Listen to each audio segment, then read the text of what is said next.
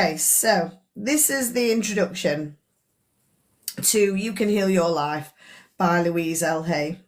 And she says, I've written this book to share with you, my readers, that which I know and teach. It incorporates portions of my little blue book, Heal Your Body, which has become widely accepted as an authoritative work on the mental patterns that create dis-eases in the body. I've had hundreds of letters from readers asking me to share more of my information. Many persons who have worked with me as private clients and those who have taken my workshops here and abroad have requested I take time to write this book. I've set up this book to take you through a session, just as I would if you came to me as a private client and attended one of my workshops. If you will do the exercises progressively as they appear in the book, by the time you've finished, you will have begun to change your life. I suggest you read through the book once, then slowly read it again. Only this time, do each exercise in depth. Give yourself time to work with each one. I actually read it and did the exercises on the first time I read it. That's what we'll do here. Each chapter opens with an affirmation. Each of these is good to use when you're working on that area of your life. Take 2 or 3 days to study and work with each chapter. Keep saying and writing the affirmation that opens the chapter. So what I'll do is I will post the affirmation on my page so that you can save it and read it for yourself. Okay. I've written a note. Thank you for the thing about getting a pen and a notepad, Pinky, because otherwise I wouldn't have had anything to write that note on. So, keep saying and writing the affirmation that opens each chapter. The chapters also close with a treatment. This is a flow of positive ideas designed to change consciousness. Read over this treatment several times a day. I close this book by sharing with you my own story. I know it will show you that no matter where we have come from or how lowly it was, we can totally change our lives for the better. Knowing that when you work with these ideas, my loving support is with you. Hi, Tracy Ann. So these are some points of her philosophy. We are each responsible for all of our experiences. How does that land with you? We are each, in fact, let's go on camera for these because these are important. And you'll see some of the things that I bring into the lives that I do with you guys. We are each responsible for all of our experiences. So how does that land with you, knowing that you're responsible for all of the experiences that you have? I just want to know, how has it landed? Has it landed well? Are you going, all of my experiences? What? Surely not. It doesn't land comfortably. Oh, it didn't land comfortably with me when I first heard it, Leela, at all. So I totally get you. Some things are out of our control, though.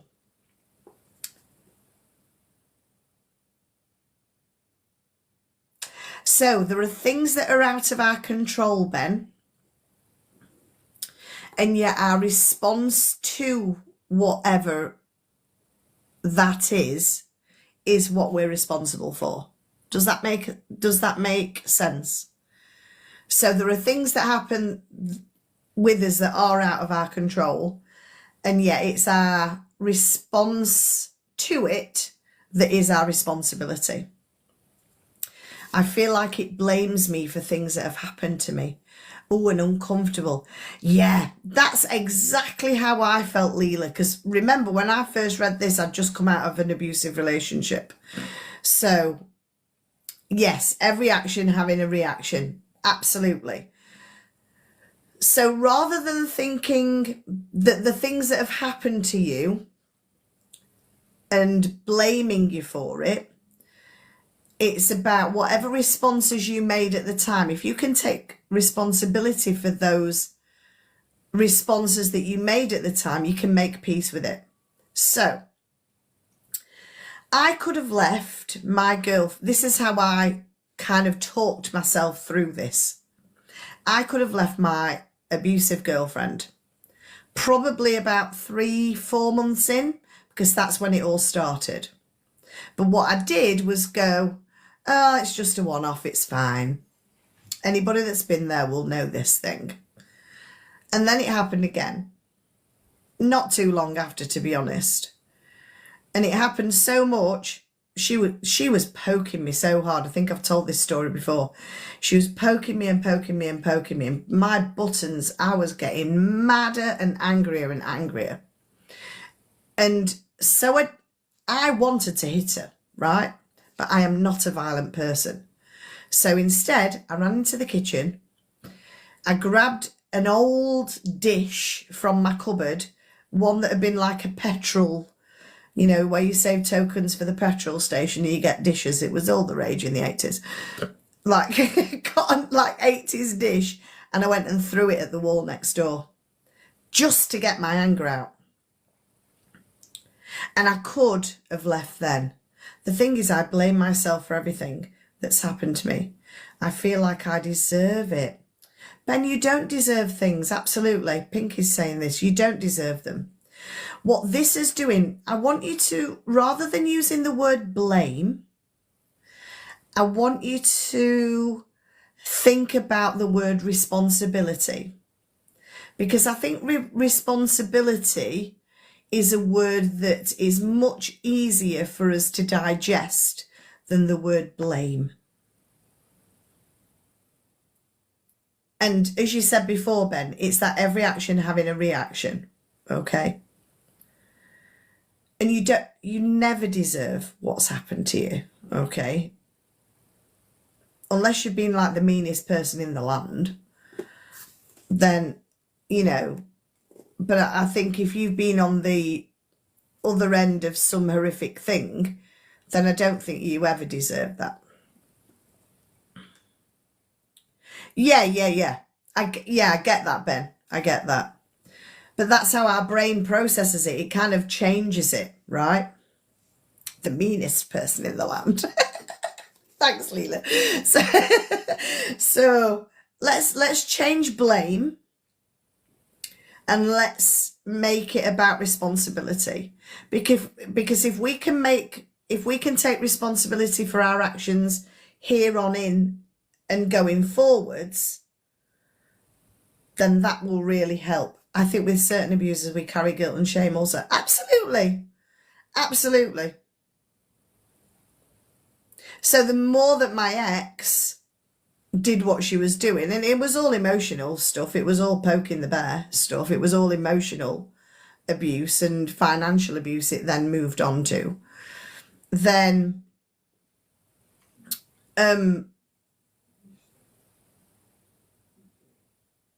how I looked at it was, had I have known what I know now, I would have probably left month 4, month 6 maximum.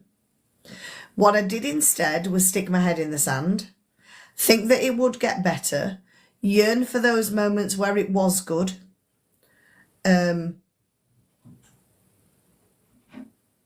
hope that the more we grew closer and the more that I helped and guided her, it would help change her. And it did in certain aspects, but not in the emotional and financial aspects. And so I took responsibility for the fact that if I'd have left at month 4, at the latest month 6, I probably wouldn't have gone through all of the nonsense that I went through with her for 4.5 years. I think I might also have to separate my adult self and child self when accepting responsibility. Yeah, you can do that. But also remember you've got that inner child. So what does the inner child feel about that as well? Because remember, when you're a child, it should be other people that are responsible for you rather than yourself. And let me tell you, one of the second people that I ever spoke to when I did coaching, it's You Can Heal Your Life by Louise L Hay.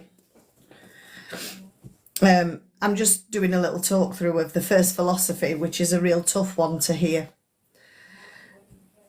And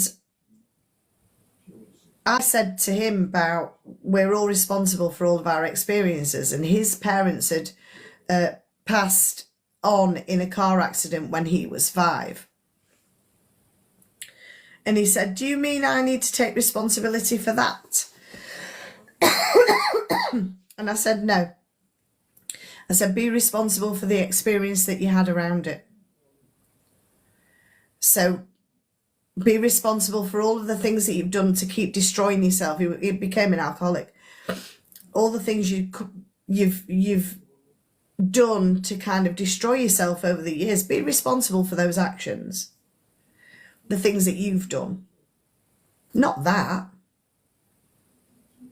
Because it's the experiences that have happened afterwards. And he was like, okay. So me going into self-destructive mode, if I take responsibility for that and don't blame it on the fact that my parents passed very young and I ended up in the care system and all of that kind of stuff. If I take responsibility for all of my actions rather than the things that happened around me, that makes more sense. And he was the guy, I only had an hour with him. He was the guy that went away, thought through it. We had another phone call later on where he asked me a few more questions. And it was just around this whole taking responsibility and what he needed to take responsibility for. And then to forgive himself for doing that. Because he didn't know any different at the time. Because this is about forgiveness as well. Forgiving yourself. He went on, he got a brand new job. He moved his way up management levels. All he ever wanted to do was go travelling with his best friend, because his best friend was always travelling, but he always spent his money on alcohol. But he stopped drinking, or stopped drinking like every day, and then started going travelling with his best friend, and then moved his way up the ranks at work again, all from an hour conversation around taking personal responsibility for the experiences that he'd had along the way. Does that make more sense when I explain it in that way? Does it feel less heavy when it's explained that way? Let me know yeses and nos in the comments. Thank you for the repost. Hi, All Star Play. Yes, says Pinky. Thank you for popping my book club things down. Yes, it does. So now, when you're taking responsibility for the experiences that you've had and the actions that you've taken, you can then start to forgive yourself for it. And a lot of this book is about forgiveness. Hello, my darling. We're doing book club, Tracy Ann. It's nice to see you, Flower. Thank you for the heart, me. So the next philosophy is every thought we think is creating our future. We talked about this when we talked about negative thoughts the other week. Every thought that we think creates our future. So remember yesterday when we talked about the science of confidence, and we talked about the neurons that fire together, wire together. This is how this works. So if you're thinking negative thoughts, that's creating what happens in your future. If you can change those thoughts and replace them with more positive thoughts, that will create your future. So everything we've talked, Still or static scenes? I'll get back in the frame then. Raw. Apparently I've violated something. Probably come off FYP, but who cares? So the point of power is always in the present moment. So there's a lot of people that say there is no past, there is no future. All there is us now and in the present. Because whenever you're moving, even just the next second into the future, you're then in the present when it gets to that point. And whatever's in the past is whatever your mind has created in the past. And whatever's in the future is whatever your mind wants to create for the future. And yet all that matters is actually here and in the now and in the present. So it's really important to feel being in the present. Okay? Leela said something very similar to this earlier. Everyone suffers from self-hatred and guilt at some point.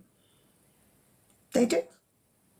Put a yes in the comments if you've had self-hatred and guilt at some point in your life. I know I have.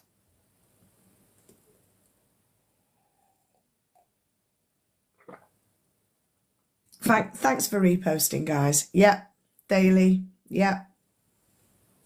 Okay. The bottom line for everyone is I'm not good enough. And we've talked about I'm not good enough a lot. And I know we've had a lot of people who think that I'm not good enough. Hey G, good to see you, love. The next philosophical point. It's only a thought, and a thought can be changed. It's only a thought, and a thought can be changed. So when you have those negative thoughts, if you know that that thought just lasts for that 1 second, that thought can be changed. If we rewire, if we rethink our thoughts and rewire it, then that can change. Hey, Princess Eyes. I'm good, thank you. How are you? We're doing book club tonight. Now, this one might land as well. Hey, Leah. We'll see how this one lands with you. We create... Oh, thank you for the heart, me, Princess Eyes. We create every so-called illness in our body. Ooh.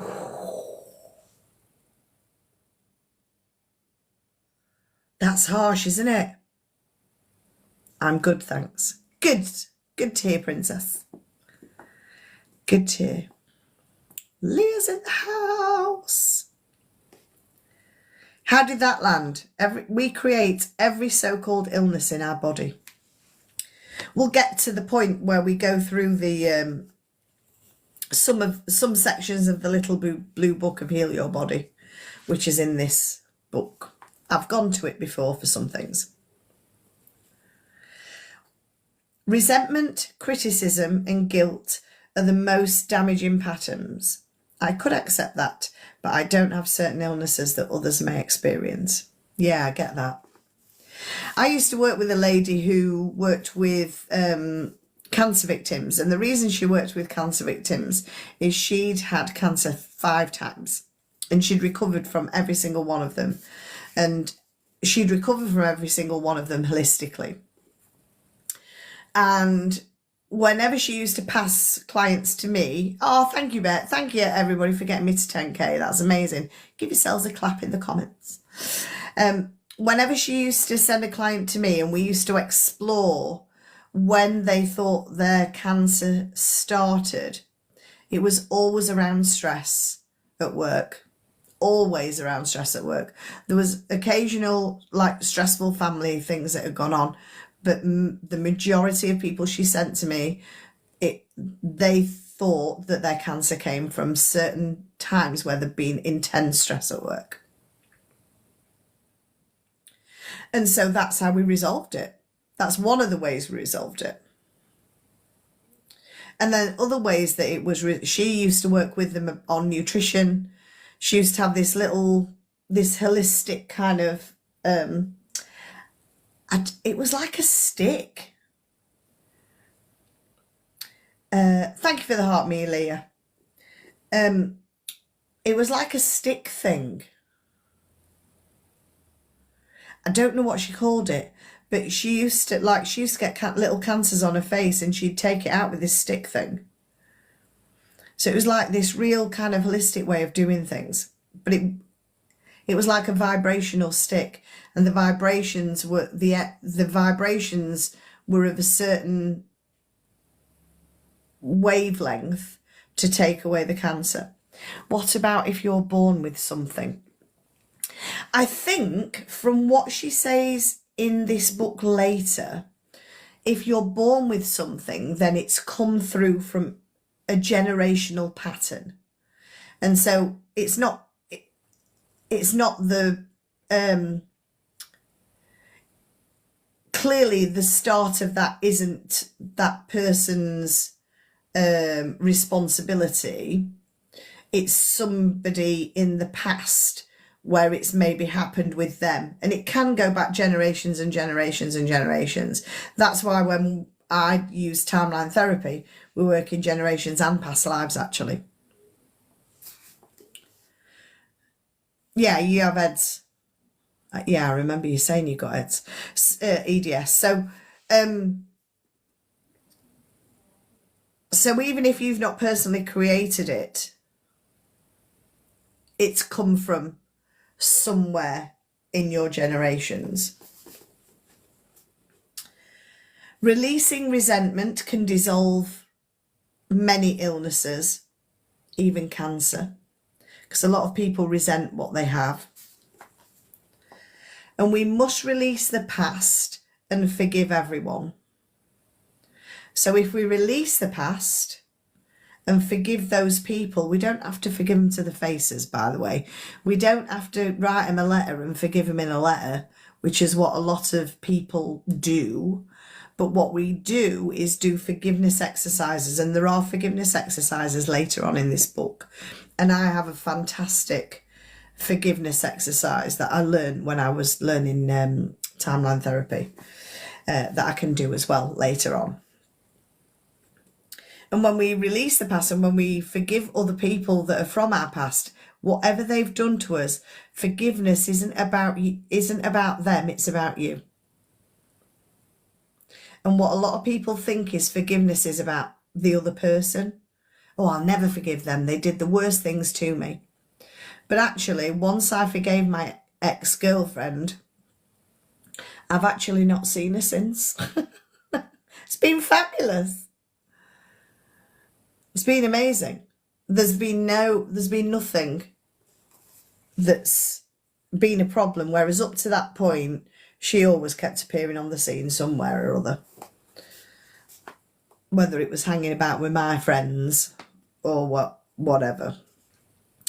We must be willing to begin to learn to love ourselves. So one of the things we did yesterday was acting as if, and we've done it for weeks already now, saying affirmations in the mirror to yourself. Does she know you forgave her? She actually does. And the only reason that she does is because when I was reading this book, that's your opinion. I quite like in England. When I was reading this book, and I was having counselling at the time, and I had my guru as well, who I was talking to, out of the blue, she phoned. If you use this book, then maybe you'll need the NHS less. Just mute Rob. We don't need this shit show in here, to be honest. Please, thank you. And yeah, so the only reason that she knows is because she phoned me out of the blue and she said, oh, I've got something that I need to tell you. She'd got with a new girlfriend and they'd been talking, and she wanted to tell me how much she appreciated everything that I'd done for her. And I was like, oh. And I just went, I'll forgive you, it's fine. Because I'd done the inner forgiveness work before all of that. So yeah, she does know that I forgave her. But she didn't need to. If she hadn't to phone me to tell me all that other stuff, then, and to thank me for everything that I'd done for her, I mean, that was unexpected, because everything up to then had been horrific. So even just by doing the forgiveness work, that probably was a prompt for that phone call, which seemed to come out of nowhere. So yeah, weird things happen when you start doing this stuff. Self-approval and self-acceptance in the now are keys to positive changes. So self-approval, so start approving of yourself. Self-acceptance in the now are the keys to the positive changes that you can make for yourself. And when we really love ourselves, everything in our life works. So I know when I have to do work on myself because things aren't working for me. I know I have to do some more love work on myself. So, who have we got in the house?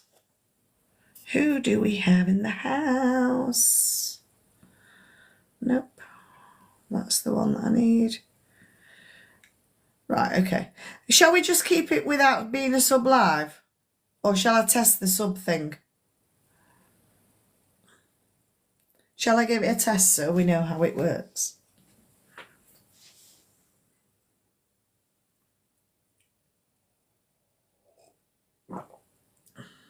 Mind you, Leah's along now, and I think it probably would be helpful for Leah. And I know she's not subbed. Test the sub. Test the sub. Right, okay. Go to sub. Sub only live. Right, I'm going to change it sub only live. If you're watching and it goes to sub only live, don't worry because we're just testing. So just bear with me. Oh, you won't be able to turn it back on before this live ends. I tell you what, we'll have a little test tomorrow, because otherwise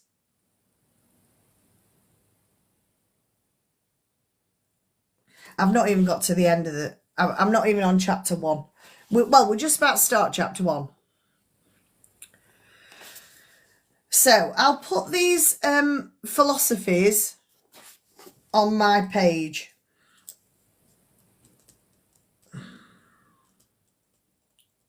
Oops.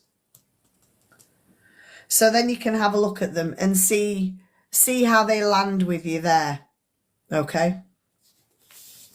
So, as she says, at the beginning of every chapter, yeah, and we all sub you, could do with a mod who doesn't sub being here. I know. I could do, really. Lily, are you still here? If Lily was, oh no, yeah, if Lily was still here, she could test it. But I think she's gone. But it only shows top viewers anyway. It doesn't show. And Lily, you never bloody you're never on this list up here. Don't matter how much you tap. But yeah, we could do with a mod who isn't a sub. Let's do a little mod. We'll do a little mod meeting, and we'll do the sub test at the end. But we'll have like a little online mod meeting at some point this week and do it that way. Maybe on Thursday night or something.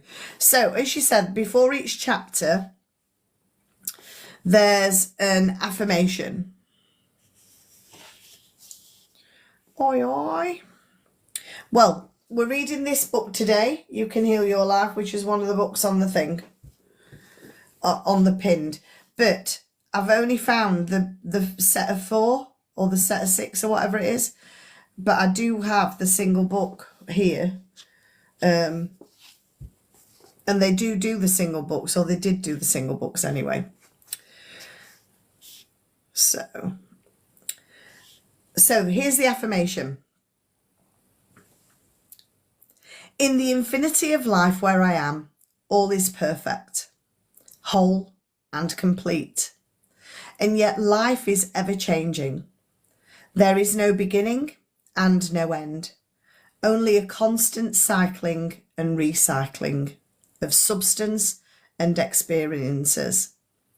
Life is never stuck or static or stale, for each moment is ever new and fresh. I am one with the very power that created me, and this power has given me the power to create my own circumstances.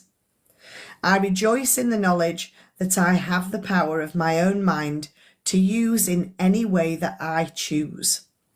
Every moment of life is a new beginning point as we move from the old. This moment is a new point of beginning for me right here and right now. All is well in my world. And you will get used to saying, all is well in my world, even when things are going to shit. Because then it changes things. Changes the narrative that's going on in your head. So that's the affirmation. I'll get that posted up as well. See, it's really good doing I like reading the books because it's really easy. It's a lot easier to put things on my feed and stuff. You're welcome. You're welcome, Cassia. So chapter 1 is called What I Believe. And it says the gateways to wisdom and knowledge are always open. So here you are. The gateway to wisdom and knowledge is here. Life is really very simple. When we give out, we get back. So life is very simple. What we give out, we get back. So I had to do some real digging when it came to my ex-girlfriend. You know, the one I've just talked about. And I was like, so I got this back, so I must have given it out at some point. Ah, thank you for the little star, Ben. And I had to do some real digging, and I had to talk about it with my guru, who was the man who was gorgeous, who recommended this book to me. I had to talk it through with him, because I was like, but I have never been emotionally abusive to anyone. And he said, so you've never like put anybody down, you've never bullied anybody, even as a kid, you've never called somebody names or anything like that. You've never kind of tried to change a situation so it goes your way instead of the other person. I went, oh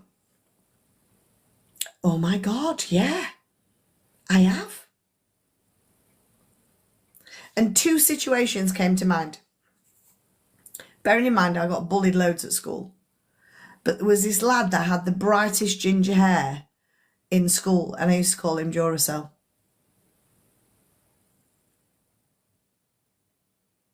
And I thought it was a nice nickname because it described his hair. But actually, I don't think he liked it. So I was like, maybe I have been a bit of a bully in that aspect. And then because Mum always lectured us for not doing things right, because I would kind of push the boundaries as you do as a teenager. You push the boundaries a little bit as a teenager. And she'd say, there was one night, and me and my mate Wendy, we used to hang out at Top Shops, and the 2 lads we used to hang about with, we were 14 and they were 18, so they could go and get beers. So this one night, they got some beers, and we went and sat in the fields, as you do, sat in the park, and we had some beers with the 2 18-year-old boys. And when I got home, my mum went, where have you been? She very rarely asked that unless I'd been doing something wrong. And I went, I've been hanging about with Wendy and Gaz. I can't remember the name of the other. Oh, we used to call him Donkey. I don't know why. And she went, oh, where? And I went, round at Wendy's. And she went, you haven't. And no, I hadn't. I'd never been in Wendy's house. Me and Wendy had been really good friends since the infant school. I'd never actually been in Wendy's house. I found out as an adult later why. Because her mum wasn't a very nice mum to her at all, but none of us knew it. And so she went ballistic, Mum. And I got a 3-hour lecture. I always ended up having a 3-hour lecture. Hi, Adelia. But I did my utmost to change that round and try and make it so that it worked out well for me. And sometimes things did work out well for me. When I had been naughty as a teenager. The second thing that I remembered was when I used to be a school teacher. There was this class of kids, and their nickname for me was Bribe-I, because the only way I could get them to do PE was bribe them. So if they did a volleyball lesson with me because they didn't want to do volleyball, I'd promise them that the following week they could do like a keep fit video, or they could go into the gym, which wasn't on the curriculum. And so so they used to call me Brat. So that made it simple for me, and I didn't have to be horrible to these kids that were a little bit wild. Can you see where I'm going with this? So I noticed that I had been kind of manipulative. I can't say I was emotionally abusive, other than the guy that I used to call Duracell to. But there had been times where I had tried to make things good for me by changing the narrative for other people. Okay? Does that make sense? Thank you for the love letter, Cassia. So we can all have these moments. I had to dig deep for those. But it made me realise that maybe that's the reason. Maybe that's why I got this back. Because I hadn't been great. I'm very manipulative. I try and use it for good, but I know it's there. Yeah. And that's as I used to try and use it for good, but it is there. And this is the thing. Then that's when it can come back at us. So once I dug deep and realised that I had given it out at some point in my life, it didn't have to be yesterday, it didn't have to be just before the relationship, it could have been any time in my life. Then I could realise that actually that's where the problem was for me. And that's where it came back tenfold in that horrible relationship. Okay? So think about things that have happened with you. Have you had times in your life where that's happened? Is that where you maybe think you deserve it?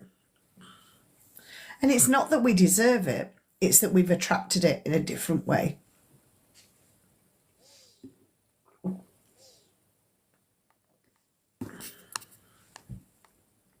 Does that make sense?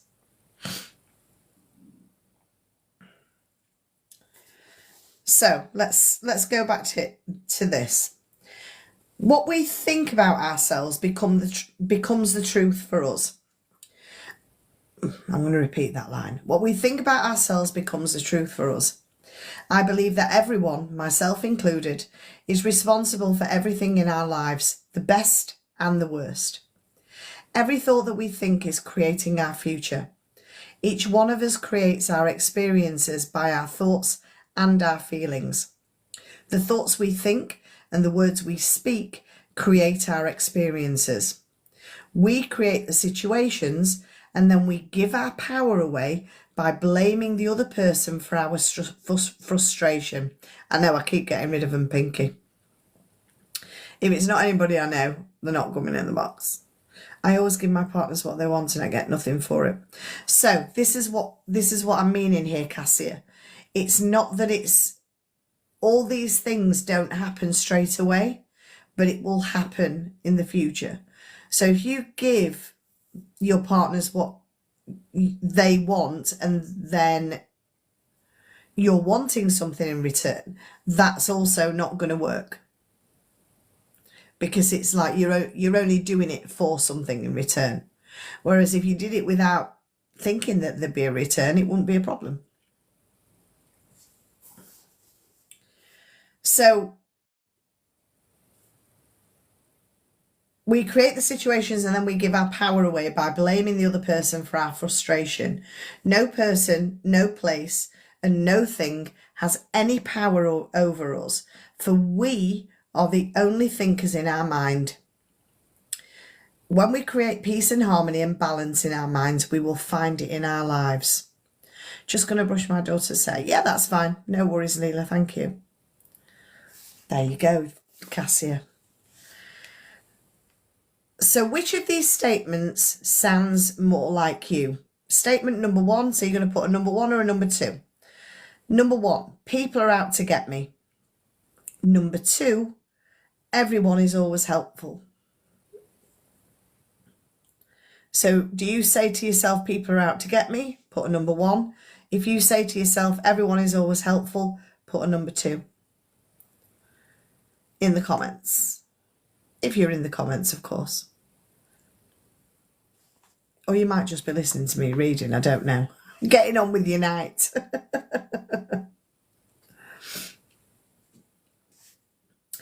So each one of these... one says Pinky. Thank you, darling. And what would it feel like to you if you said everyone is always helpful? How do you think that would change things for you? Because I think people are helpful, and then people are helpful. Most of the time. 1, says Cassia. People are all out to get me. So what would it be like for you if you said everyone's always helpful? Would it help? Would it change the kind of people that you brought into your life? Because remember, whatever you give out, you get back. So if you're saying people are out to get me, then you'll attract those people that will be out to get you. What are they after would be my question. Okay. What about if you said everyone they're helpful, rather than good, Matthew, rather than what are they after? I've done that. What are they after? What are they wanting? Why are they being nice to me? What are they wanting? Whereas if you say people are nice, people are good to me, how would that feel instead? And would you be attracting people who were good to you into your life if you constantly said to yourself, people are good to me? Would that help? Right. Each one of these beliefs will create quite a different experience for each of them. So what we believe about ourselves and about life becomes true for us. The universe totally supports us in every thought we choose to think and believe. So put it another way, our unconscious mind accepts whatever we choose to believe. They both mean that what I believe about myself and about life becomes true for me. What you choose to think about yourself and about life becomes true for you. And we have unlimited choices about what we can think. When we know this, then it makes sense to choose. Everyone is always helpful, rather than people are out to get me. Or everyone is lovely, rather than what are they after. Does that make sense, Leah?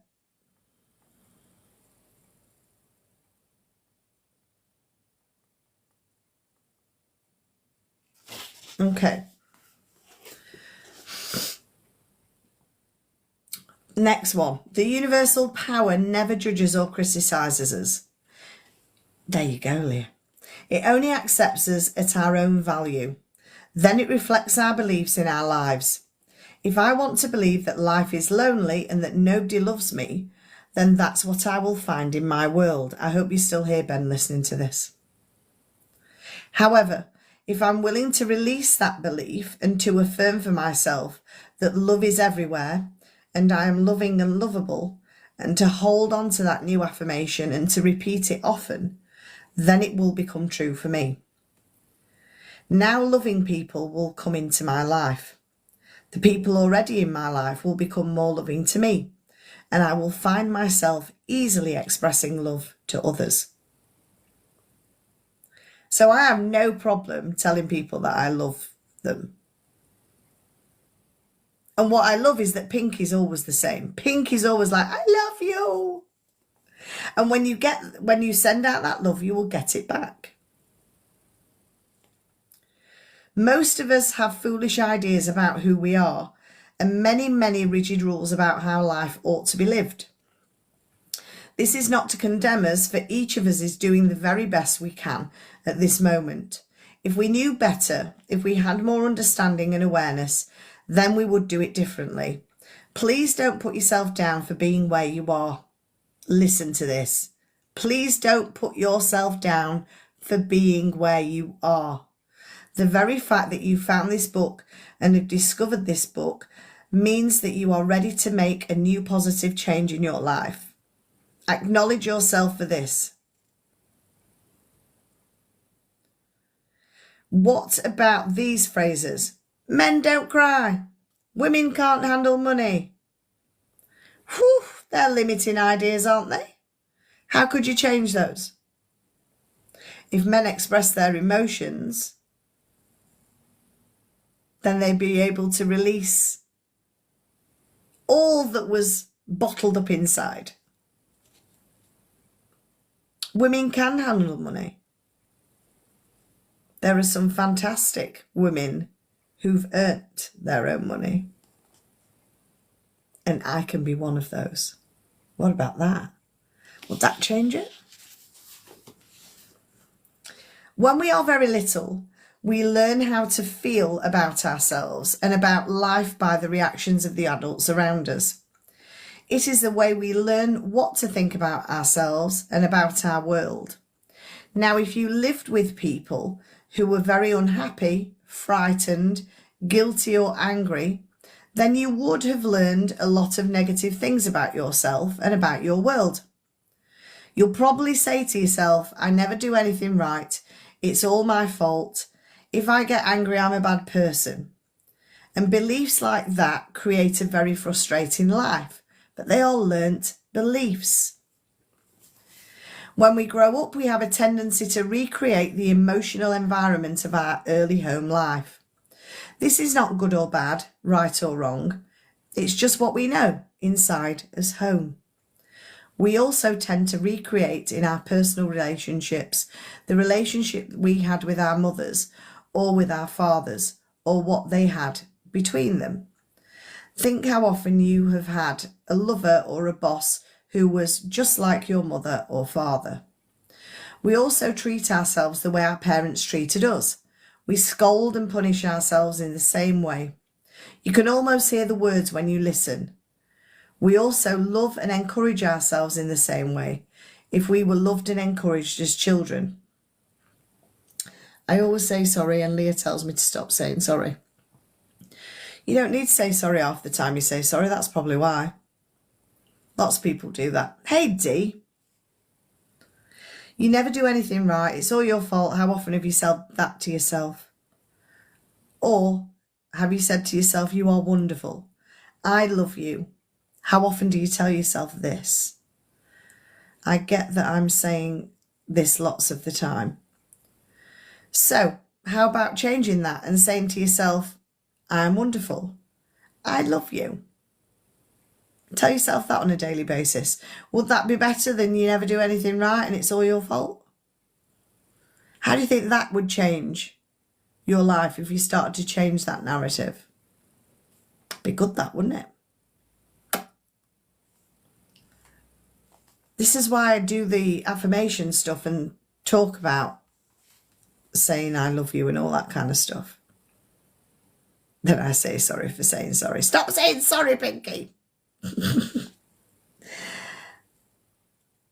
It would change a lot, wouldn't it? If you were to say to yourself, I'm wonderful and I love you every single day in the mirror, that would make a massive difference. How much better would you feel about yourself? However, do not blame your parents for this, because we're all victims of victims, and they could not possibly have taught us anything they did not know. If your mother did not know how to love herself, or your father did not know how to love himself, then it would be impossible for them to teach you how to love yourself.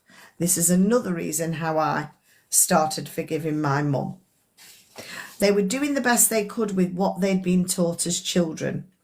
If you want to understand your parents more, get them to talk about their childhood.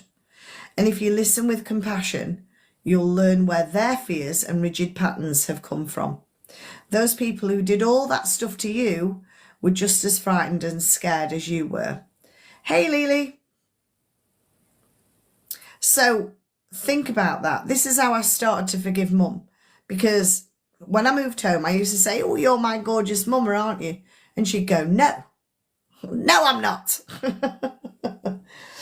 And I'd go, you are, you're my gorgeous mum, because I realised how much I look like my mum, and I know that I'm beautiful.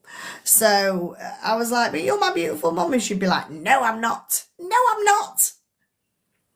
And then I started saying to her, well, you are gorgeous. And I say it to her every day. And so now I'll say to her, remember I've been home 8 years now. And I now say to her, you're my gorgeous mummy, aren't you? And she goes, yes. So even with Alzheimer's, she's changed how she thinks about herself. So if she didn't feel beautiful about herself, how was she ever going to teach me to feel beautiful about myself? How was she ever going to do that? She didn't know herself. And this is where it's really helpful to be forgiving with people.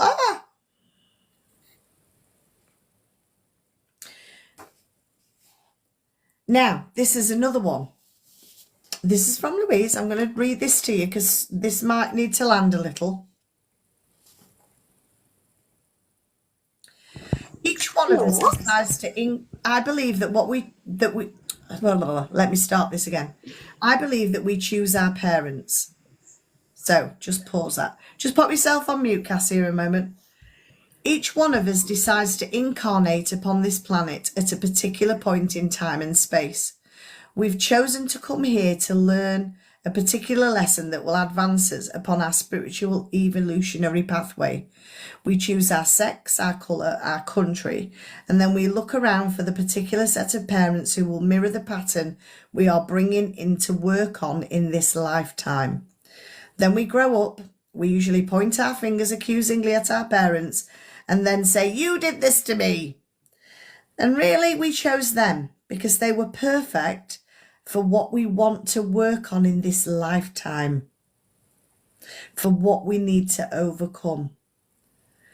Because we learn our belief systems as very little children, and then we move through life creating experiences to match our beliefs. So look back in your own life right now. Notice how often you've gone through the same experience again and again and again.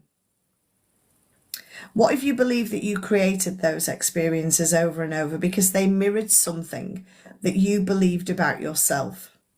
It doesn't matter how long we've had a problem or how big it is or how life-threatening it is. Again, that might feel a little bit heavy. Did you want to say something, Cassia?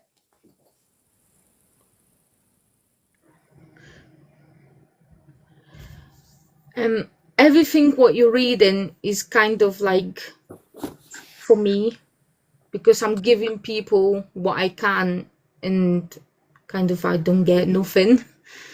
Yeah. Yeah. And has it always been like that? Have you always been very giving and then? Yeah. So what you've got to think now is rather than giving to get back, just keep giving without that thought of getting back. Because it will come back. The law of attraction states that we do manifest things. But manifestation isn't an overnight thing. So say, for instance, you bought a rose for your girl, right? And then she never bought you a rose, ever. But you bought her a rose every single day. It may be that someone down the line, because you've given this rose all the time and this is the person that you are, someone down the line might give you something back. So it might not be a rose. It might be that somebody comes into your life and says, oh, I can get you some more gigs for your DJ's sets. That'd be cool. Yeah. Yeah. So you giving out doesn't have to come back from the same person either. So you will get back from other people. So are there other people in your life that help you? Not really. I'm doing well. You do, yeah. Hi, helping you today. Hi. Only you go, but yeah, yeah. I I know hope from so. people that we used to hang about with, there are people that I know if you picked up the phone, they would help you. I know they would because I know the kind of people they are. But And I I don't know don't. if I got the Facebooks and stuff, so you know. Ah, right, okay. Yeah, yeah. Sometimes you have to ask for help as well. That's tough. Probably because I'm stubborn, and I prefer doing my own way. Well, these stubborn things, it can kind of put a little wall up. So that all this Yeah, giving that you're going, like other people are like, they're behind the wall. We want to help, but you've put up a yeah. wall. Right? Yeah. So Nice let to people see you, help by you. the way. You're very welcome. And also, I want you to start recognizing when you are getting help. Even if it's somebody making you a cup of tea at work, even if it's somebody who, I don't know, lets you walk on the inside of the path and that while they walk on the outside of the path, even if it's somebody out on the street who's walking along and they move out of the way because you're walking and you've got your head down with your earphones on, that is somebody making a move so that you can have a more pleasant life. Yeah. It's those teeny tiny weeny things. The more you take notice of those things, the more you'll realize that the things that you're giving, you are getting back, but you might not notice. If you don't notice it, then all these people might be giving you loads of stuff and you're just like, nobody gives me shit. Probably. Yeah. Does that That is make the thing. sense? Yes, that is the thing. My girlfriend me buying me stuff, and I'm started crying because I never had that before. And for me, it's like I Oh, never had that before. Like no one did it to me apart from her. yeah. Yeah, she might be in Canada and stuff, and I'm being here, but she buying stuff in there, and when I get there, I get them. If that makes sense. Yeah. So yeah, So you are. You have slow. given gifts Yeah. away in the past, and now you've got the girlfriend who is treating you right. Yeah. Realize that you've got that love, okay? Absolutely. So That's now why you've it's had that make me cry. Like she's brought me like, the chains and stuff like that. I get that, and I'm like, why are you buying me these things? I never had that before in my life. Do you say thank you? Do you accept I it do. with grace? I do. Good. It's a little bit of a shock when you first bought presents when you've always been the present buyer. I know, because I've been the same. Yeah, we buying stuff. We doing everything for them and nothing back. That's Yeah. why I was always in debt with my bank, and I'm still. You remember Vicky, right? Yeah, yeah, She yeah. got me. She got me in so much things that I always have to get the credit card, Oh, and I'm bless you. still paying off. Oh, I know, and Cassia. it's been so long. It has been a long time. I've been living here for 8 years. Exactly. And it's been so long that I'm still paying, and because I can't pay it, so now like last year I had a letter from some other company like saying, oh, we contact your bank, you have to pay this, blah blah blah. So I'm paying monthly now. Oh, bless And you. it's like, ugh, nightmare. And the thing is that you've given a lot of stuff there, and you've overdone your means. Yeah. So even though you're paying this off now, then things will come to you. It takes time. I was 33 grand in debt when me and the Oh ex God. split up, and we were only together 4.5 years. And I could account for maybe 6 grand of that being mine. So But the and there's still point, some of that I'm still paying off. exactly. But that is the thing. when you have the credit card, people are happy and jolly, and after that, oh, I have to pay that back now. Yeah, And it's absolutely. like, and then after that, you get nearly a lawyer just for that. Yeah. Why you can't pay for it? Yeah, exactly. Leela says here, you'll get there, Cassia. Try getting help through step change. So, yes, step change are good. And also, even, Citizens Advice Bureau. They helped me in the Okay. beginning.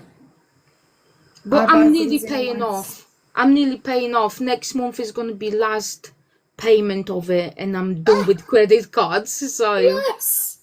See, amazing. And now yeah. you've noticed that. How does that make you feel? It's good because I'm going to cancel the credit card. I'm not touching no credit cards anymore. Because the Yeah. points, it was so, the credit card points was so low that it was unreal that I can't even probably get a house or something if I want to buy it now because of it. Yeah. Yeah. It'll take time. Yeah. It'll take time.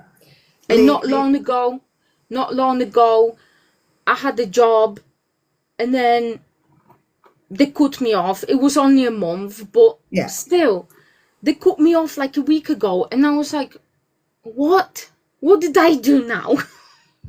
Yeah. Yeah. I didn't do nothing. It was just like the manager made me feel like, well, told like industry, the actual agency that basically, oh, I was doing wrong, I was doing this, I was doing that, when people saw me doing stuff. We Yeah. didn't have nothing to do, so we was have to walk around. So Yeah. that's what I was doing. And I got blamed for it, and the Indian guy got blamed for it, so we got kicked out for it. Wow. And they got different person on our place. Some bestie friend. So how is that work? Well, this is what happens sometimes. You sometimes find, especially in agency jobs, if you're going in as an agency worker, you'll kind of just be let go quite often. Yeah. It's one of those things, unfortunately. Leah says, I buy things in my sleep and wake up to weird packages. That puts me in bed. How do you buy things in your sleep, Leah? That doesn't happen. You're not buying them in your I sleep, wish to do surely. that. Leela says, I'm in a lot of debt, but I have hope I'll get out of it eventually. You will do, Leela. I still have hope now that I'll get out of mine. My ex-husband put me in thousands of debt and nearly paid it off after 11 years. That's Oh amazing, God, Leah. but Well it's good. done. Yeah. That's fantastic. I love that. Well, Leah, you've been there before with your ex-husband, so now it's you. What will you take responsibility for? So I've got another 10 minutes. Pop yourself on mute, Cassia, and I'll go through the rest of these pages, Flower. Okay, so let me see where we were. The point of power is always in the present moment. So all events you have experienced in your lifetime up to this moment have been created by the thoughts and beliefs that you've held in the past. They were created by the thoughts and words you used yesterday, last week, last month, last year, 10, 20, 30, 40 or more years ago, depending on how old you are. However, that is your past. It's over and done with. What is important in this moment is what you're choosing to think and believe and say right now. For these thoughts and words will create your future. Your point of power is in this present moment. It's forming the experience of tomorrow, next week, next month, next year, and so on. You might notice what thought you're thinking at this moment. Is it negative or is it positive? Do you want this thought to be creating your future? So just notice it and be aware of it. The only thing that we're ever dealing with is a thought, and a thought can be changed. No matter what the problem is, our experiences are just outer effects of inner thoughts. Even self-hatred is only hating a thought that you have about yourself. Self-hatred is only hating a thought that you have about yourself. You have a thought that says, I'm a bad person. And this thought produces a feeling. You then buy into that feeling.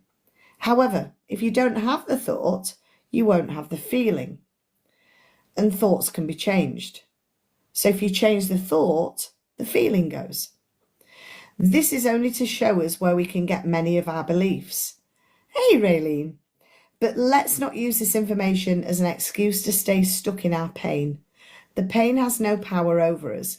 It doesn't matter how long we have had a negative pattern. The point of power is in the present moment. What a wonderful thing to realise. You are now free in this moment. You're now free in this moment. And you're now free in this moment. Whew. How freeing is that? Because there's only this moment. So believe it or not, we do choose our thoughts. We may habitually think the same thought over and over so that it doesn't seem like we're choosing our thoughts. But we did make the original choice to have it.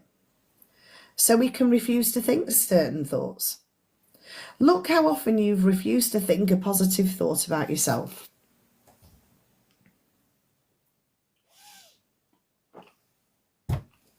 How many times have I said to somebody, you're amazing, you are, you're an absolute superstar.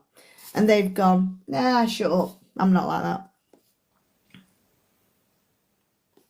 I won't say that you were a superstar if you haven't been a superstar. And this moment can be a lot of moments. It's amazing what focusing on the now can do. Yes, absolutely, absolutely.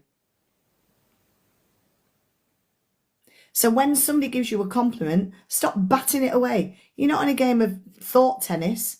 You're not in a game of compliment tennis. If somebody says you're amazing, say thank you. Receive it graciously. And don't say, oh, and you're amazing too. Because that's just batting it away, but with a different bat. If somebody says you're amazing, if you say thank you, receive it graciously.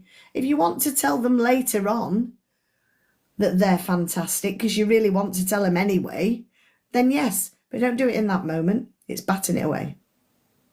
Receive that thought yourself. Even debt, everything. It's not an issue right now. There's warm food in the fridge. Oh, I love that, Raylene. That's amazing.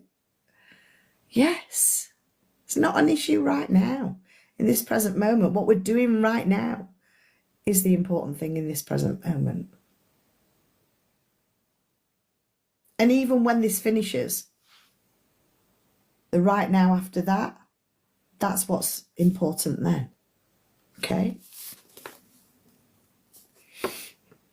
So so we think the same thought over and over, so it doesn't seem like we're choosing our thoughts, but we did make the original choice to have that thoughts.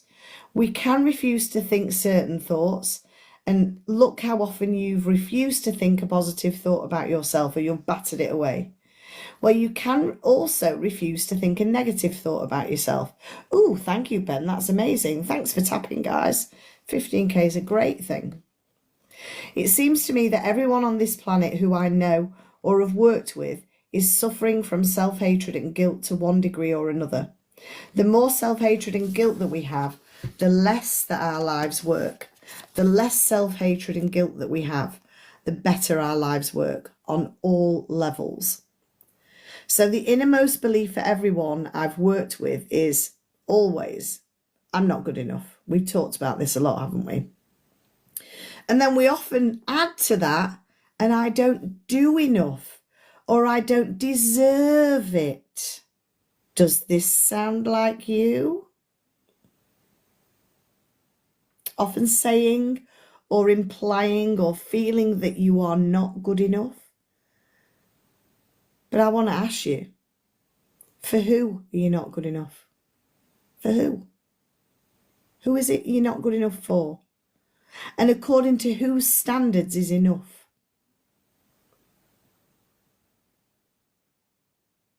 Because really, enough, like, what is enough? Will we know if we're good enough, if we were good enough?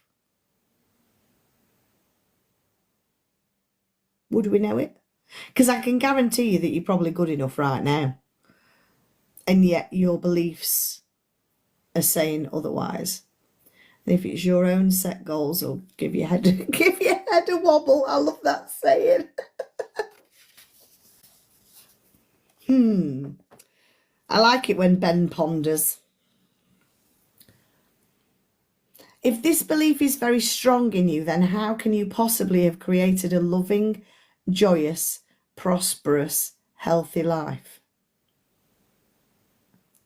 Somehow your main subconscious belief will always be contradicting. It's somehow you would never quite get it together. For something, you would always be going wrong somewhere. I find that resentment, criticism, guilt and fear cause more problems than anything else. These 4 things cause the major problems in our bodies and our lives. These feelings come from blaming others and not taking responsibility for our own experiences. You see, if we're all responsible for everything in our lives, then there's no one to blame. Whatever is happening out there is only a mirror of our own inner thinking.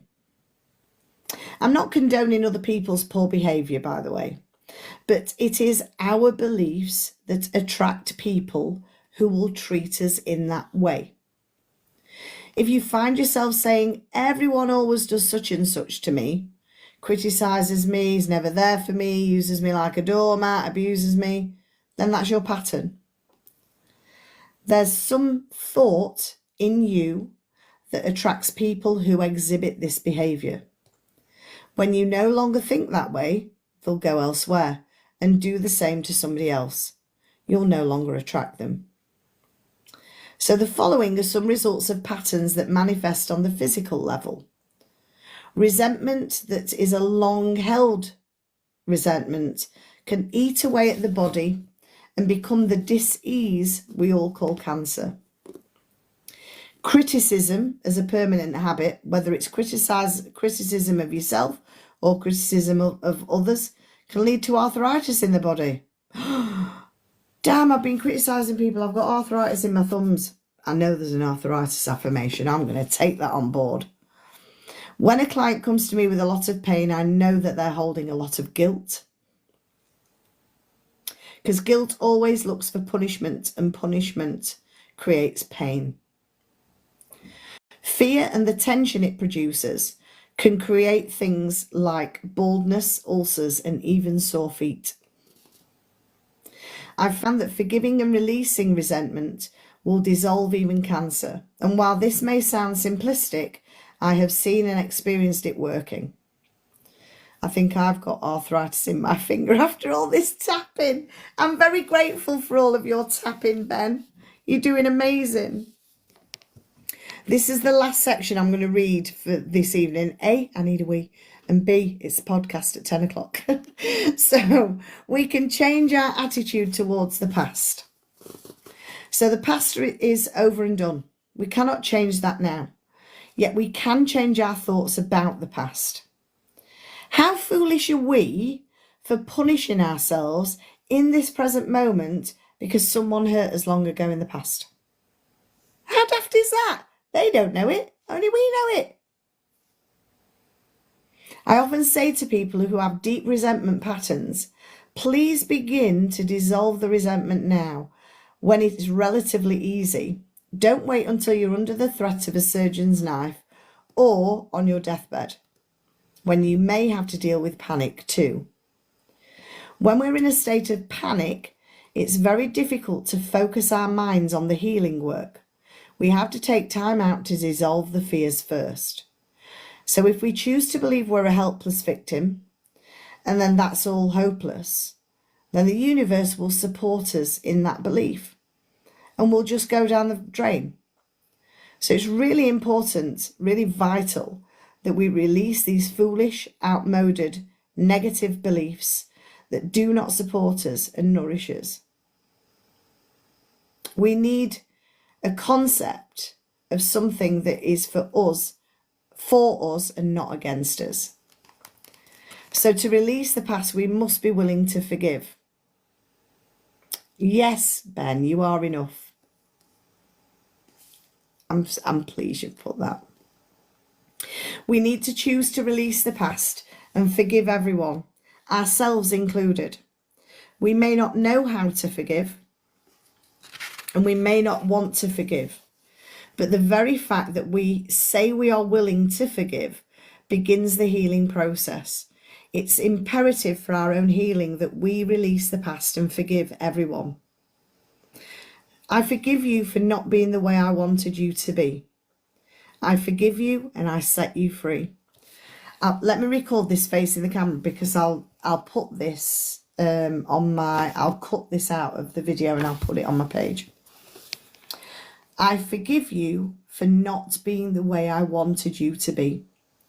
I forgive you and I set you free. What that affirmation does is it sets us free. Because all dis-ease comes from a state of unforgiveness. When we're ill and we need to search our hearts to see who we need to forgive, there's a book called A Course in Miracles, and that says that all dis-ease comes from a state of unforgiveness, and that whenever we're ill, we need to look around to see who it is that we need to forgive. I would add to that concept that the very person you find it hardest to forgive is the one you need to let go of the most. Forgiveness means giving up, letting go. It's got nothing to do with condoning behaviour. It's just letting the whole thing go. We do not have to know how to forgive. All we need to do is be willing to forgive. The universe will take care of the hows. Sometimes forgiving yourself for not forgiving is good. I'd agree with that. Absolutely. We understand our own pain so well. How hard it is for most of us to understand that they, whoever they are, need to forgive, were also in pain. We also need to understand that they were doing the best that they could do with the understanding, awareness, and knowledge that they had at that time. When people come to me with a problem, I don't care what it is: poor health, lack of money, unfulfilling relationships, stifled creativity. There's only one thing I ever work on, and that's loving the self. I find that when we really love and accept and approve of ourselves exactly as we are, then everything in life works. It's as if little miracles are everywhere. Our health improves, we attract more money, our relationships become much more fulfilling, and we begin to express ourselves creatively, fulfilling ways. All this seems to happen without our even trying. Loving and approving of yourself, creating a space of safety, trusting and deserving and accepting, will create organisation in your mind, create more loving relationships in your life, attract new jobs, new and better places to live, and even enable your weight or whatever it is that you're concerned about to normalise. People who love themselves and their bodies neither abuse themselves nor others. Self-approval and self-acceptance in the now are the main keys to positive changes in every area of our lives. Loving the self to me begins with never ever criticising ourselves for anything. Criticism locks us into the very pattern we're trying to change. Understanding and being gentle with ourselves helps us to move out of it. Remember, you've been criticising yourself for years and it's not worked, has it? So try approving of yourself and see what happens. So this is the lesson for the end of this chapter. So I'll record this bit as well, so you can, I'll pop it in my thing tomorrow and you can keep it. In the infinity of life where I am, all is perfect, whole and complete. I believe in a power far greater than I am, that flows through me every moment of every day. I open myself to the wisdom within, knowing that there is only one intelligence in this universe. Out of this one intelligence comes all of the answers, all of the solutions, all of the healings, and all of the new creations. I trust this power and intelligence, knowing that whatever I need to know is revealed to me, and that whatever I need comes to me in the right time, space, and sequence. All is well in my world. So that's chapter 1 of You Can Heal Your Life, this book. So we'll go to chapter 2 next week. I'm going to get off because I need to get to my podcast. But what I will do is I'll come on at some point tomorrow. I might come on after 9 o'clock tomorrow night. And if anybody's got any questions about what you've read today, if you've written any questions down, then we'll get together and do that. Thanks for everybody that's kept liking the live today. 18.3 is fantastic. Thanks for coming up and having a chat, Cassie. I really appreciate it. It's a good book, though, what you're reading. It's an amazing book. It's an amazing book. And thank you for the heart me's and the gifts and stuff. I really appreciate it. Lots of love. Good night, darling. You too. Bye. Bye.